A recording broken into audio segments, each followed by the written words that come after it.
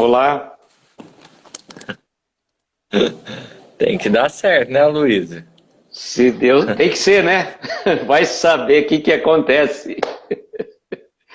Pois É é. a segunda vez que acontece isso. Eu preciso fazer uns testes também, porque o mês passado eu fiz uma live com a Daniele e eu tentava de todo jeito trazer a Daniele e não deu certo, e aí ela acabou fazendo do jeito que você está fazendo agora, tá? Então, se você quiser fixar o comentário, tá? Eu vou mandando os aviõezinhos aqui enquanto isso, tá? Eu sou um primata nas redes sociais, assim, mas qual o senhor gostaria, qual comentário que eu tenho que Não, fixar? você Eu pode nunca fixar fiz. assim, refletindo com amigos, tá? Você pode pôr hashtag 12, refletindo com amigos, você põe teu nome e o tema.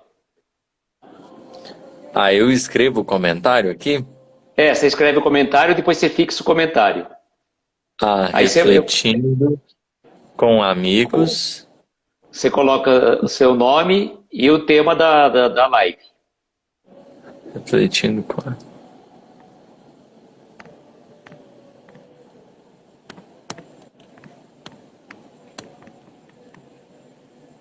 O meu, refletindo com amigos, o número 12. 12, o seu nome e o tema, né? Que é discípulos.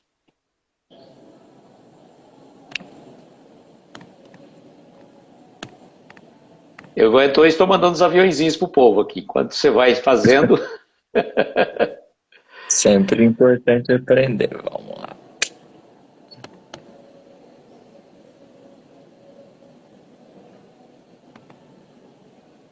Ei, Mandei um monte gente. de avião. Aí você bate no comentário, tá? E aí você vai fixar comentário. Pronto, aprendi. Vai para minha É... lista de lições de hoje. Vamos acenar pro pessoal. Uma Ó, ótima nós estamos noite a com todo mundo 42 que está pessoas na entrando. live, que maravilha. Gratidão, pessoal, pela presença. Como sempre, nós estamos fazendo uma live invertida, né? Porque não tem como. A gente vai aprender o que está acontecendo. Bom, antes de mais nada, queria agradecer a presença de todos os nossos amigos que estão aqui conosco, agradecer o seu a gentileza de estar aqui conosco. Eu sei de quanto compromisso você tem e dizer, né, não sei se você vai lembrar, a primeira vez que a gente se encontrou foi numa live do Home Office Espírita. Eu até procurei, ó, Home Office Espírita número 60, no dia 15 de junho de 2020. Foi a É, minha tem um primeira tempo bom. participação nas redes sociais. Estava lá Vitor Von, teu amigo querido aí, o meu filho Vitor, você, Vitor, eram 3 Vitors e um abelhudo aí no meio, né? Que era eu. E a minha primeira participação, de repente, não sei o que eu bati errado ali no celular e a minha tela ficou invertida, fiquei de lado. Precisou o Vitor, meu filho, vir aqui para me organizar, né? Sim, tem. Eu realmente recordo desse momento. Bendito seja, né? O home office foi uma portinha para a gente conhecer muita gente boa. Graças a Deus. Tá certo. Eu vou te dar uma dica depois no final, quando você vai fazer, quando você for salvar a live, né? Você me coloca como colaborador para que também fique salvo no meu Instagram, entendeu? Hum, Eu tá. aprendi também com a Daniele. A Daniele fez isso, deu certo também. Bom, meu querido amigo Perfeitíssimo. Victor Hugo, ou menino, né? Como a gente combinou, você vai fazer, além da preleção, a prece final. Então eu vou fazer a prece inicial, vou convidar os nossos amigos neste momento para unirmos os nossos pensamentos, mentalizando ao nosso lado a doce presença do nosso Mestre Jesus, pedindo que ele possa intuir o nosso querido menino, o Vitor Hugo, nas explanações desta mensagem tão edificante que ele escolheu com muito carinho. Esteja conosco, Mestre, abençoe os nossos lares, derrame bênçãos de luz sobre os lares de todos nós e que nós possamos ter uma noite com uma reflexão de muita paz e muita harmonia espiritual. Que assim seja. eu gostaria que você se apresentasse e passo a palavra todinha a você, porque, né, eu vou só sorrir e acenar aqui, ó. Pois é, é uma alegria para a gente estar aqui hoje juntos, a convite do Aloísio para o Refletindo com Amigos, e o nosso desejo de todo coração é que os nossos espíritos se sintam profundamente abraçados. Eu sou o Vitor, o menino, e me coloco aqui com muita alegria para que a gente possa lembrar da presença do Mestre e aprender um cadinho com esse Evangelho bendito que ele nos trouxe ao coração. Hoje a gente vai conversar a respeito de uma mensagem do livro Fonte Viva, que encontra-se no capítulo 58, intitulada Discípulos. Se o senhor quiser, Luiz, fica à vontade, pode me interromper, conversar. Você pode tirar o senhor, né? Senhor é o Vitor Von, que já é pai, né? Eu sou só o Luísio, só para você. Perfeito, mas fique à vontade para a gente trazer questões aí, é um momento partilhado para aprendermos. E a gente vai comentar a mensagem de número 58, intitulada Discípulos, que está no Fonte Viva. É uma mensagem de um teor espiritual muito significativo, porque vem abordar, a palavra discípulos nos faz menção à condição de aluno. E sempre quando a gente pensa em aluno, a gente pensa em escola, nos vem à mente também professor, vamos dizer assim, matérias, conteúdos, conhecimentos, uma chuva de ideias em torno dessa ambiência começa a suscitar no nosso coração algumas imagens. E perante a existência imortal, é preciso como que fixarmos Jesus como o divino condutor das nossas vidas, como um bendito mestre dos nossos passos. Estaremos aqui na condição de alunos, tendo ele como perspectiva. Algo que os espíritos, quando vão trazer um esclarecimento sobre a questão 625, quem que poderia ser para a Terra o tipo mais perfeito que Deus teria oferecido para servir de guia e modelo.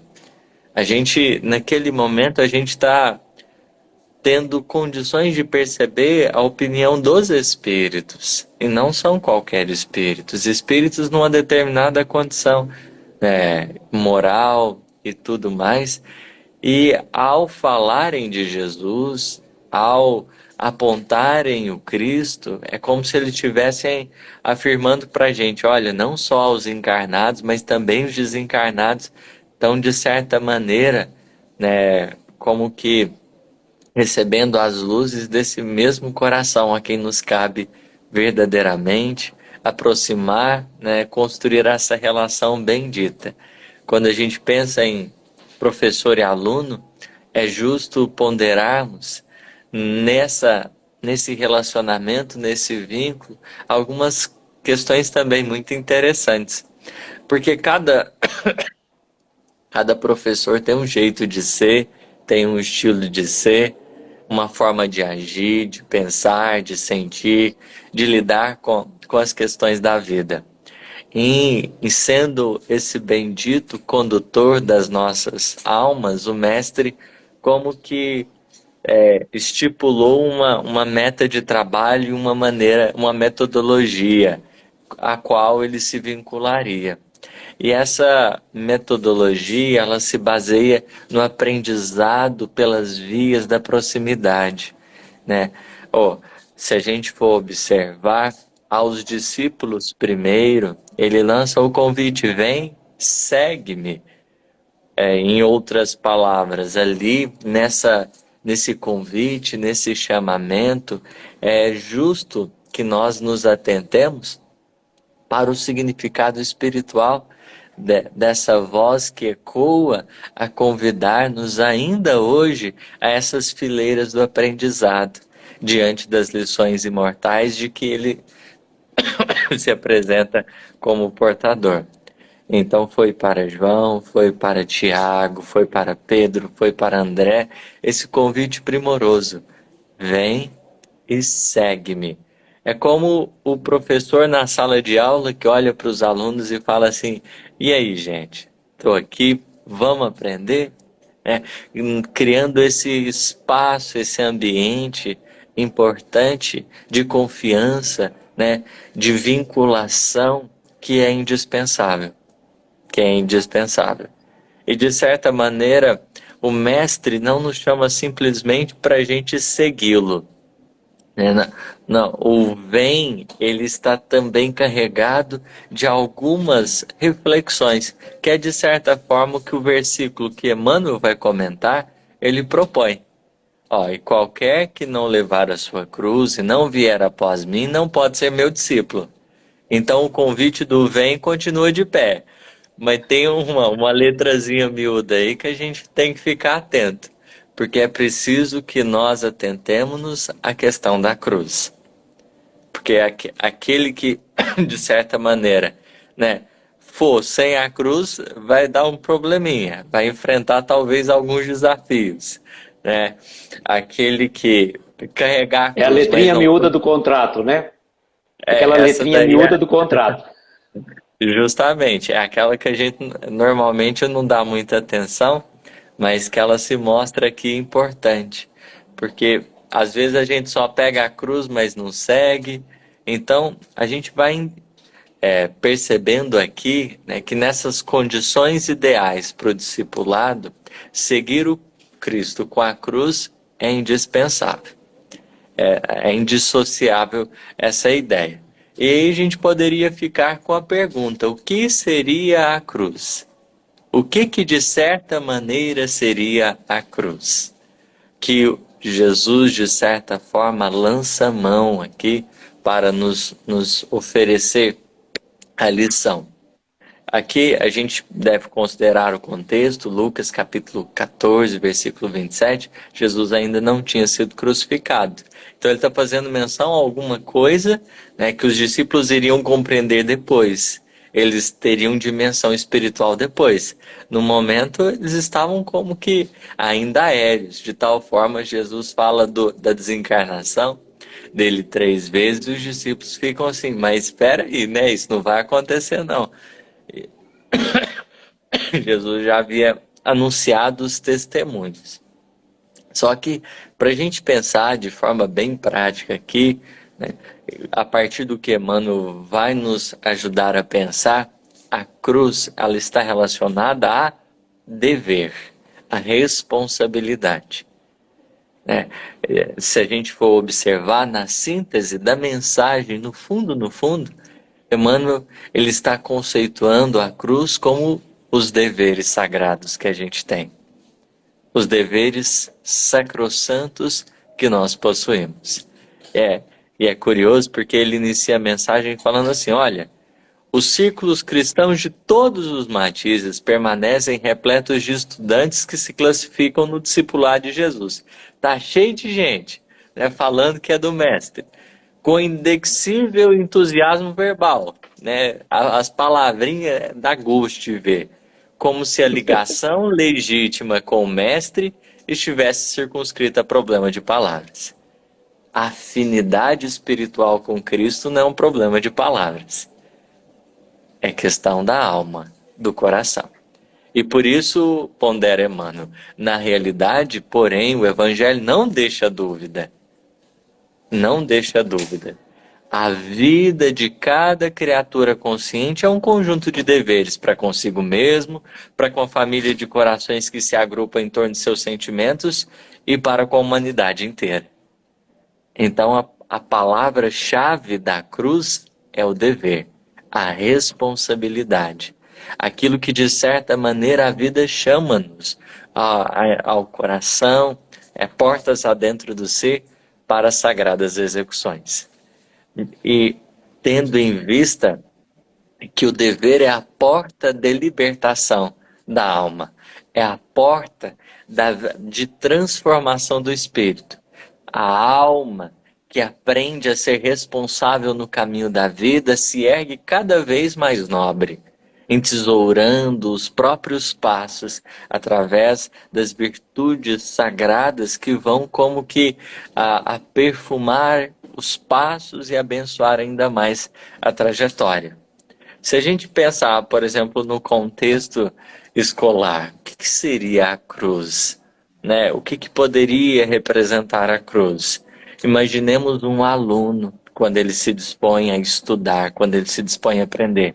Ele precisa levar o que ele tem, aquilo que de certa maneira ele já conquistou. Ele precisa levar o que ele é. Porque o aluno que, de certa forma, se coloca à disposição da aula, ele está se colocando ali no processo do aprendizado. A cruz, de certa maneira, para além da noção do dever sagrado, ela é também um retrato do que somos, das nossas conquistas, daquilo que a gente já galgou, daquilo que a gente já conquistou. Porque, em verdade, às vezes, a gente se abandona no processo evolutivo. A gente tem as nossas dificuldades, tem as nossas pelejas e a gente às vezes quer ignorar, né, a nossa história, a nossa trajetória, mas é preciso convirmos que nós estamos estruturados diante da vida qual se fosse uma árvore. Sem raízes, a gente não cresce para cima. E por mais que as raízes estejam sujas, elas são fundamentais para a fixação no solo, nesse desejo de crescer, com vistas à frutificação. O aluno que não se apresenta de fato com suas virtudes e dificuldades, com seus problemas e incapacidades, ele vai eximindo-se, ele vai se excluindo do processo de aprendizado. E é nesse particular que a gente vai alargando a nossa compreensão do que representa a cruz. Ela é mais ou menos o aluno que não estuda para a prova. Justamente. A gente talvez poderíamos considerar que para alguém que entra na escola, qual que seria a necessidade central? Né? Ali, a escola, o objetivo da escola é o aprendizado. Quando o mestre nos chama para a caminhada, para essa intimidade, para essa afinidade, ele está ciente do quê? Imagina se você chega para um aluno de ensino fundamental. Há uma premissa do professor, olha, o aluno está aqui para aprender e ele carrega consigo potenciais e pode trazer dificuldades, então ensiná-lo, ajudá-lo, não é um peso, é o propósito. Não é um efeito colateral, mas é a missão. Então, quando a gente fala do convite do mestre, a gente está falando de alguém que está ciente, olha, vem o combo, vem tudo, a gente vai por inteiro, a gente não pode ir pelas metades, a gente não pode ir só na nossa parte boa, porque a força do evangelho está no que ela pode oferecer em relação ao nosso coração nas nossas dificuldades. A mensagem divina é resposta para as nossas necessidades. E, portanto, pensarmos na nossa construção, no nosso percurso, é fundamental. A gente tem que ir de mala e cuia, vamos dizer assim. É um processo que a gente não pode deixar. Os nossos traumas, dificuldades, inseguranças, o Cristo não está tirando nada do processo. E a gente precisa ser honesto em relação a isso. Porque às vezes a gente tangencia o caminho e quer apresentar para o mestre uma face que a gente ainda não conquistou. Né? E o professor conhece muito bem quando o aluno está dando o chamado migué, quando ele está de conversa fiada. Porque às vezes a gente se coloca numa condição que não é nossa. Não é o objetivo, né? Quando você matricula o seu filho na escola, ali a equipe pedagógica ela vai estar à disposição dele para as necessidades que ele tem, com o desejo de auxiliá-lo. Então, pensar no educandário do Evangelho, na escola do Evangelho, é a gente igualmente pensar assim, olha, o Cristo se está convidando, ele está ciente de que, essencialmente, a gente vai de mala e cuia, a gente vai com as nossas pendências, com as nossas dificuldades, né, com aqui a nossa história espiritual. A lembrança da cruz é como que o divino convite para falar assim, ó, não esquece nada. Assume a responsabilidade, os testemunhos, a vida, porque é preciso que a gente esteja consciente disso, do nosso papel, da nossa posição diante da caminhada, né? E isso é importante a gente pensar. Os que alcançam vida nova são aqueles que passam pela estrada da purificação, da transformação. Para Jesus, por exemplo, foi testemunho vivo do coração, né? Jesus, essencialmente, no percurso, ao caminhar pela via dolorosa, como é chamado, ao perpassar o Calvário, ansiava o ponto mais alto. Em nenhum momento Jesus caminhou para a crucificação. Ele passou pela crucificação, mas o ponto mais alto ali era a demonstração da vida e do amor. O quanto o amor pode santificar os nossos passos.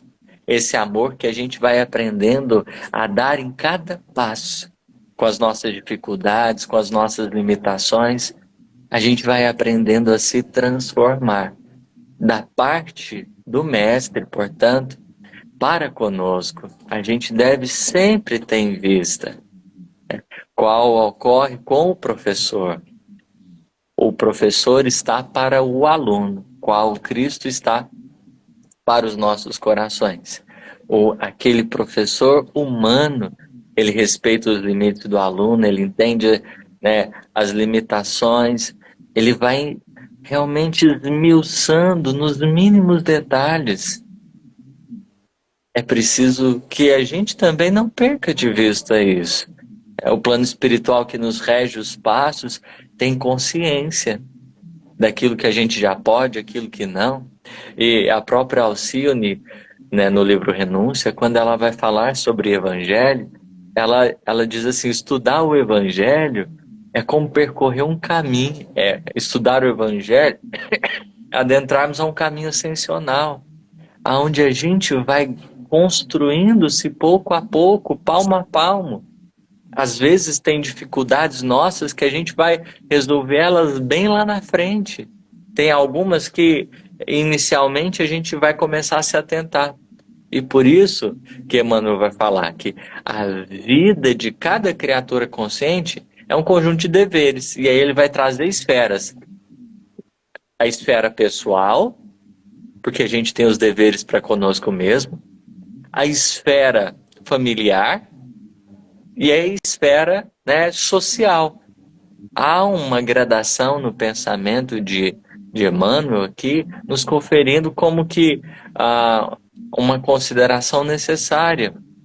Nós somos chamados essencialmente para entendermos primeiro as nossas necessidades, aquilo que perpassa o nosso coração, para que assim a gente possa atuar melhor diante dos laços que a vida nos concedeu e a partir disso, um tanto que mais maduros, né, estarmos no mundo, aí na vida social, cada vez mais atuantes no sentido de construirmos a paz.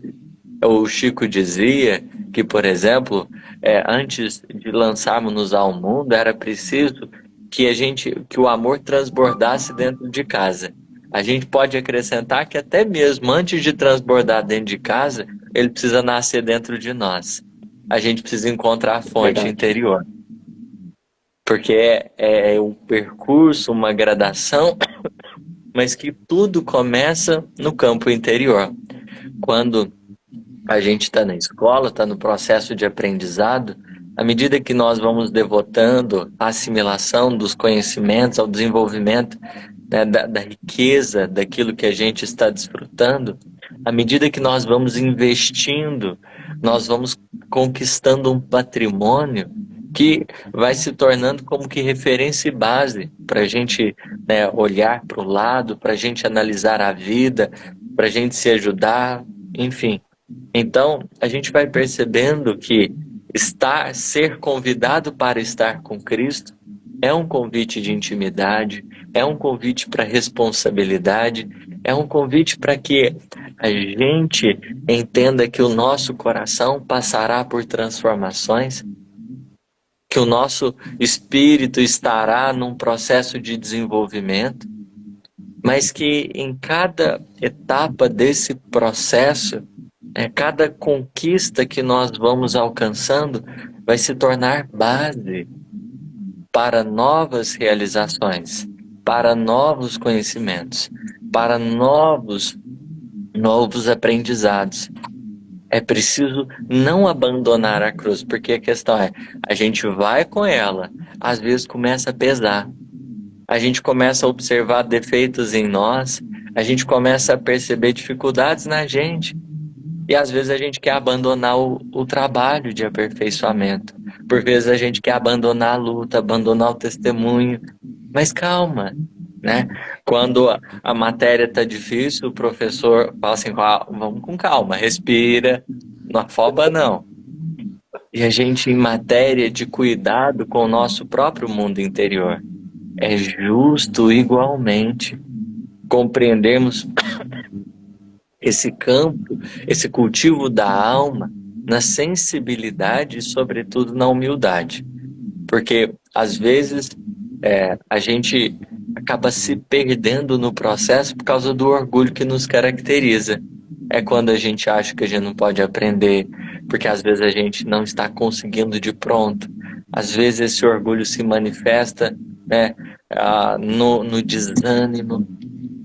Existem várias formas de muitas vezes a gente mostrar o quanto talvez a nossa alma esteja carente de melhoria interior.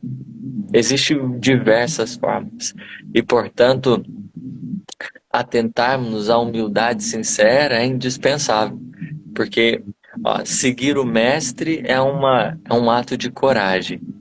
É um ato de coragem. Caminhar com a cruz poderíamos dizer que é um ato de humildade. E permanecer no caminho é um testemunho de fé. O aluno que se coloca à disposição e vai até o final, ele vai cada vez mais iluminando a própria vida. Mas da mesma forma que na escola, o que é estudar? É você caminhar para o desconhecido. O aluno não tem dimensão daquilo que ele vai lidar. Ele está caminhando para o desconhecido. A evolução, às vezes, também. A gente vai passando por experiências, vai sendo convidado a reflexões que, por vezes, a gente não tem a dimensão. A gente ainda não tem total clareza. E por isso que Emmanuel diz assim, não é tão fácil desempenhar todos os nossos deveres, todas essas obrigações com a aprovação plena das diretrizes evangélicas. Por quê? A gente vai percebendo as sutilezas do caminho, daquilo que a vida vai nos pedindo, como que lentamente, meu Deus, apagaram a luz aqui. Apagaram a luz ou acabou a energia? Uai, não, acabou a energia. Ótimo, né? As lições são incríveis. Pera aí, deixa eu só ver o que aconteceu aqui. Fica tranquilo. Se o senhor quiser, vai comentando, eu tô te ouvindo. Fique tranquilo, meu amigo. Então, olha só, gente, eu estou aqui embevecido, particularmente, não tenho nem palavras, né, com tamanho conhecimento desse nosso querido amigo Vitor Hugo. O menino está aqui inverteu a live para nós, né, porque já deu a segunda vez que dá esse tipo de problema técnico, né? Então a nossa live está sendo comandada pelo nosso querido Vitor Hugo Menino, que com a palavra novamente. Vamos lá, né? Fiat Lux, então, faça-se a luz. Realmente a gente vai aprendendo então que nesse percurso de caminhar para o desconhecido, aonde muitas vezes a gente não tem a dimensão, a gente não tem muitas vezes total conhecimento e propriedade, é desafiador. E se, de certa forma, existe várias prerrogativas, né, para o aluno no percurso do aprendizado, a gente também vai aprendendo, de certa maneira, a ficar atento com algumas coisas. Com algumas coisas. Emmanuel diz assim: é imprescindível se faz eliminar as arestas do próprio temperamento, garantindo o equilíbrio que nos é particular. Contribuir com eficiência em favor de quantos nos cercam o caminho, dando a cada um o que lhe pertence e servir a comunidade de cujo quadro fazemos parte. Então, nesse processo para conosco mesmo, a gente vai ter que aprender a eliminar as arestas do próprio temperamento. O que Emmanuel está chamando a atenção para esse dever para conosco mesmo, para essa esfera pessoal? A gente vai precisar eliminar excessos, com vistas ao quê? Ao equilíbrio. A gente, vamos dizer assim, ao observar uma sala de aula, a gente percebe uma diversidade de alunos, de formas de ver, de pensar. Não tem nenhum problema a gente ter diversos tipos de temperamento. O problema está nesses excessos nossos, nessas arestas que surgem, que às vezes são como que espinhos que a gente vai se ferindo uns aos outros.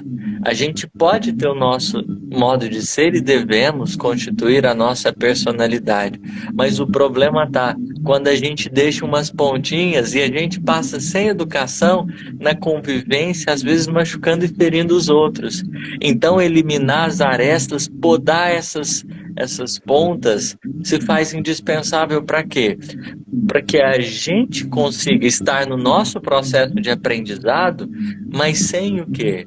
Sem prejudicar, sem ferir os outros, porque a gente não vai resolver nossos problemas da noite para o dia, né? E nem Jesus tem essa pretensão, porque se ele gastou uns milhões de anos para ser perfeito, imagina a gente, né?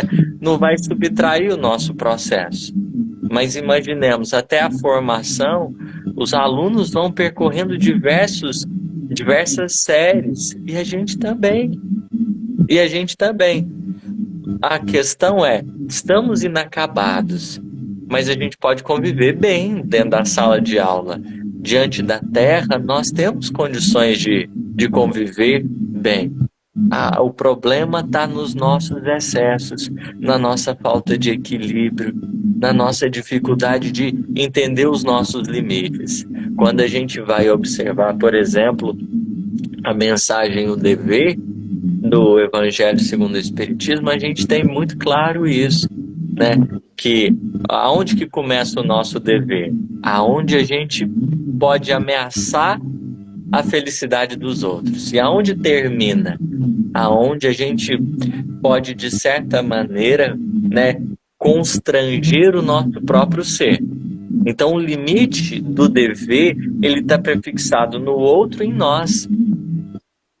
E esse dever de eliminar as próprias arestas, ele não se trata da gente se machucar a pretexto de alcançar alguma coisa.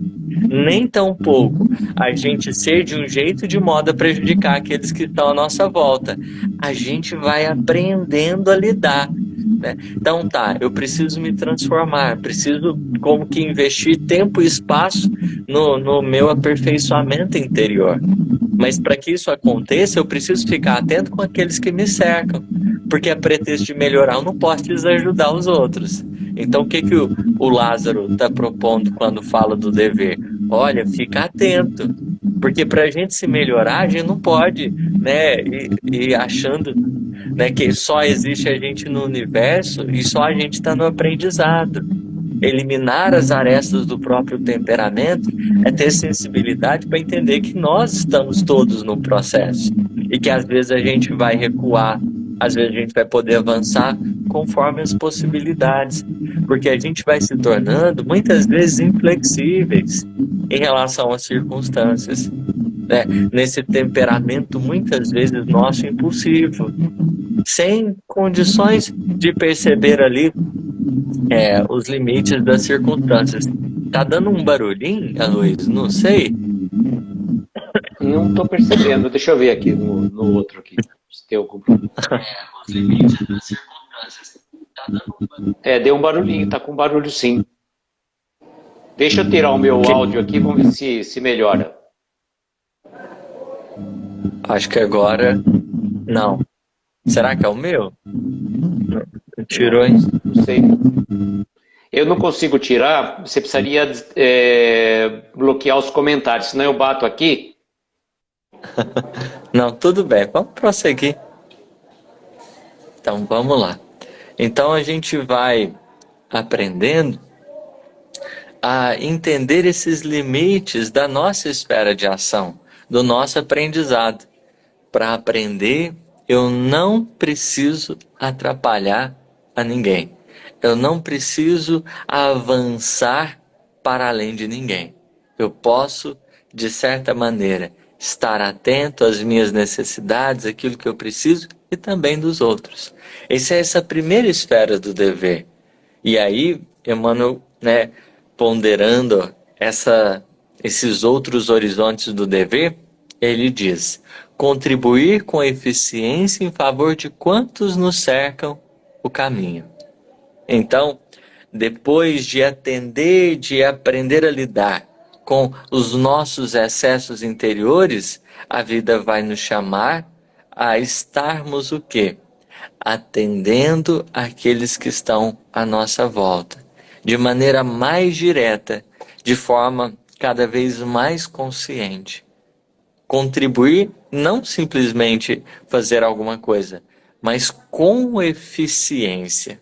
E é uma mensagem interessante do Emmanuel, que é a próxima do Fonte Viva, que se chama Apóstolos. Quando ele vai definir o apóstolo, ele diz assim, que é alguém que ele sabe improvisar o bem.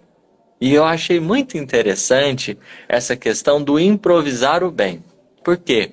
Porque a vida nos surpreende de mil modos e nem sempre a gente está preparado ou consciente do que a gente vai ter que fazer em matéria de bem. Saber improvisar de certa forma, sempre ter alguma coisa para oferecer às circunstâncias. E como o apóstolo é o aluno graduado e o discípulo é esse, vamos dizer assim, é esse aluno em formação, a gente é chamado nesse contribuir com eficiência em favor dos outros a repensar sobre a nossa capacidade de improvisar alguma bênção. Porque o próprio Chico nos recomendava, que não deixássemos ninguém sair da nossa presença sem se sentir um pouquinho melhor, sem se sentir, de certa forma, um tanto que mais acolhido, um tanto que mais amparado. Porque à medida que a gente vai se ajudando, vamos criando condições melhores para olharmos, para percebermos os outros.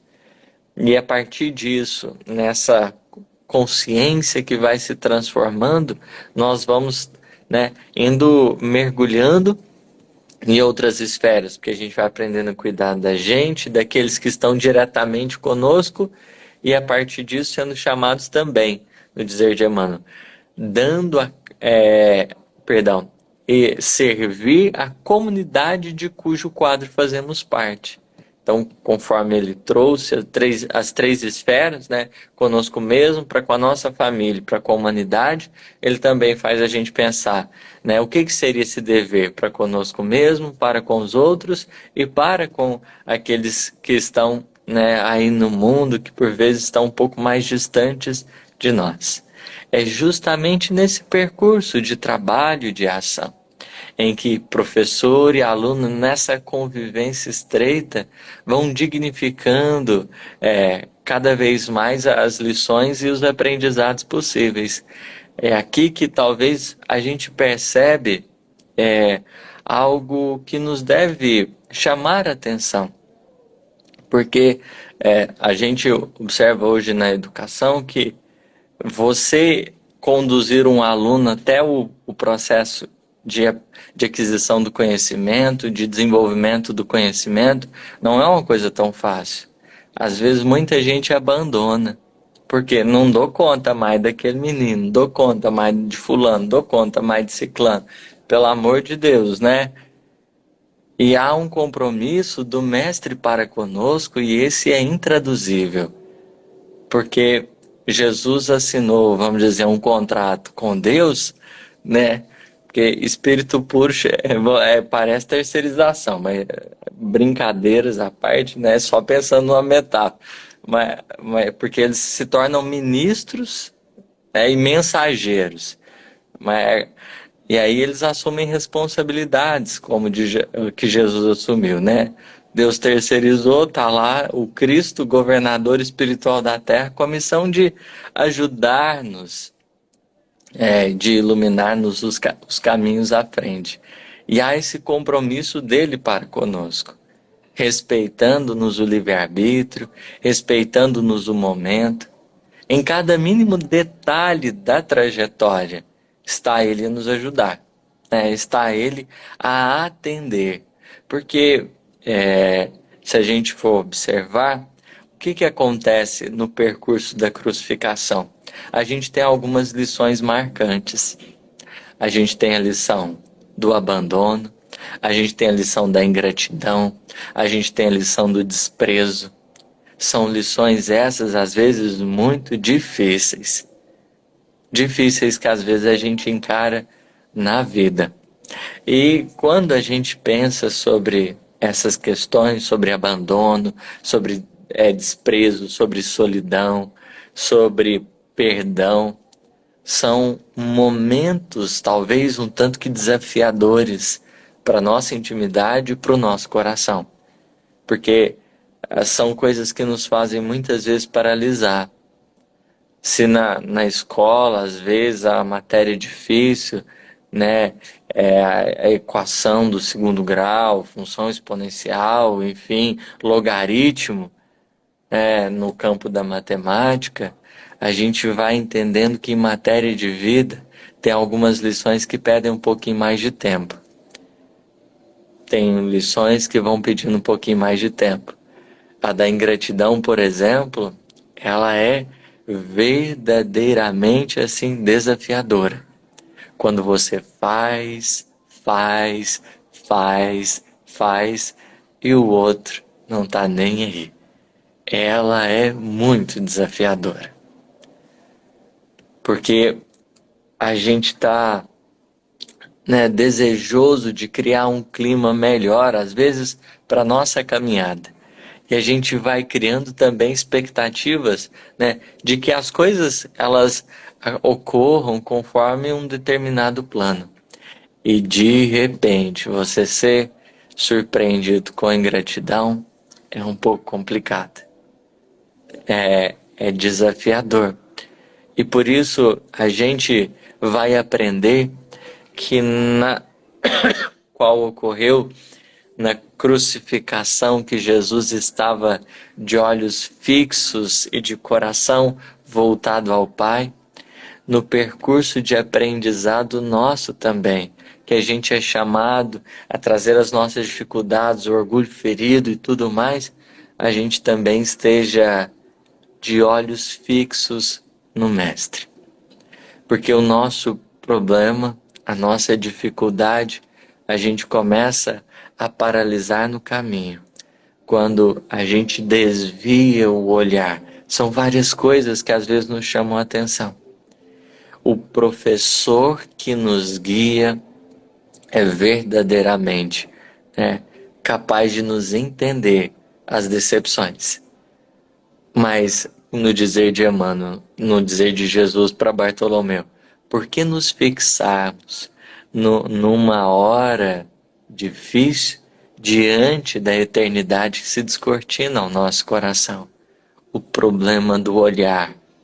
A gente vai entendendo que esse olhar no Evangelho ele está relacionado à concentração. Se Jesus tivesse parado para concentrar-se, nas circunstâncias adversas, não teria encaminhado ele para a vida nova. Nós vamos encontrando esse percurso que por vezes está tisnado de desafios. A gente vai encontrando essas condições desafiadoras, mas o grande fator é a concentração, é a direção, é como a gente tem estabelecido o nosso foco. Às vezes a gente para discutir, para brigar, para um monte de coisa. Às vezes a gente poderia fazer o quê? Não desconsiderar. A gente nunca desconsidera o que o nosso coração sente. Nunca, jamais. Porque tudo que brota da alma, se não é lição direta, é pelo menos advertência ou alerta. Para a gente ter um pouco mais de cuidado para conosco mesmo. Mas a gente precisa entender que tem a hora para tudo. Hora para tudo. E às vezes a gente quer resolver a questão da ingratidão nos piores momentos da vida. Nas horas que a gente está mais desestabilizado. A gente vai resolver, vai conversar, vai ponderar, mas é justo a gente entender o tempo das coisas. Jesus foi esclarecendo todo mundo que desprezou, abandonou, com o tempo. Ele voltou para Pedro depois e questionou: Pedro, amas-me? Não foi na hora da negação, foi depois. Avisou antes: ó, Pedro, vai dar errado. Pedro não conseguiu ficar atento. Acabou falhando. Mas Jesus, mesmo percebendo, não falou na hora, esperou um tempo. E não tocou em ferida, chamou para o recomeço, para a renovação. A gente precisa entender que nesse instante de travessia, nós carecemos de manter a concentração no que nos cabe fazer, nas nossas responsabilidades, no nosso compromisso. Porque deixar a cruz de lado, né, é como que a gente impedisse de efetivamente iluminar-se. E a gente vai passando pelas dores, a gente vai aprendendo a santificar as experiências, vai se robustecendo. E a nossa alma, na companhia com Cristo, vai encontrando alento novo. Porque se existe ingratidão por parte de tanta gente, né, solidão, desprezo, abandono, é preciso convirmos que há também amor, que tem sobrado de outros lados a nos fortalecer para que a gente prossiga. A questão central é a concentração, aonde, né, a via que temos devotado o nosso olhar.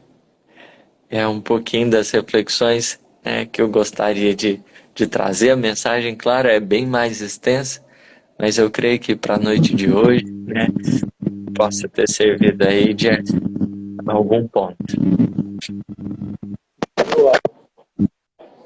De tirar o fone, mas que aula! Eu fiquei assim, olha, não tenho nem palavras para te agradecer, meu querido amigo, por tamanho esclarecimento. Foi realmente fantástico. O pessoal está te aplaudindo bastante, como sempre, né? E a gente fica muito feliz que você trouxe essas reflexões tão importantes para a nossa noite, né? E é muito interessante, eu estava pensando nessa questão que você colocou, nessa dicotomia entre o discípulo e o apóstolo, né? O grande caminho que vai de um discípulo até ele se tornar um apóstolo, né? Acho que você já fez uma live sobre isso, né? Uma palestra sobre isso também, né? Sim, já há algumas, né? Essa lição, por exemplo, de discípulos é bastante recorrente, mas, enfim, aí cada vez que a gente vai fazendo, a gente vai tentando abordar outros detalhes, outras coisas. Então, nessa a gente focou na temática dever, responsabilidade, concentração, no cuidado conosco mesmo e com aqueles que estão à nossa volta. É verdade, realmente você foi muito feliz na escolha do tema, foi muito feliz também na abordagem, e isso a gente fica muito gratificado, né, de poder contar com as tuas lições, com o seu tempo também, que a gente sabe que vai ficar gravada assim, né, você vai gravar, né, você vai compartilhar, a pessoa perguntou se vai ficar gravada, quando você for gravar, você vai ficar, você coloca também como, desculpa, pera um pouquinho, como colaborador. Você, em vez de você marcar o nome, você, como é que fala? Espera um pouquinho. E agora sumiu. Você marcar a pessoa, você também me coloca ali como colaborador. Vai ficar salvo tanto no seu perfil, como no meu perfil também. E depois eu disponibilizo também no nosso canal do YouTube. Eu fico muito feliz de contar com a sua disposição, disponibilidade também. E a gente só tem a dizer gratidão, meu querido amigo. Eu também. Fico muito feliz pelo voto de confiança, por todo mundo que está aí, que, né, se manifestou carinhosamente. Deus lhes pague a caridade para com meu coração. Vamos orar, vamos para a nossa prece. Sim, sim, meu querido, agradeço. Vamos lá.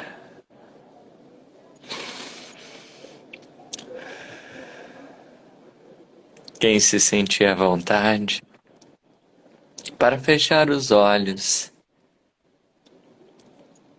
procurar esse clima de tranquilidade e paz interior.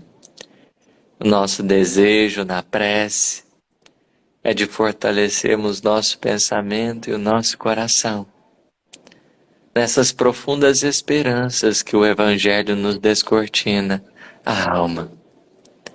Nós que estávamos perdidos na estrada evolutiva, fomos encontrados. As nossas almas que mostravam-se distantes da felicidade do bem, encontram na presença do Mestre novos alentos para esse percurso transformador necessário em direção a Deus. Obrigado, Jesus, por nos acolher,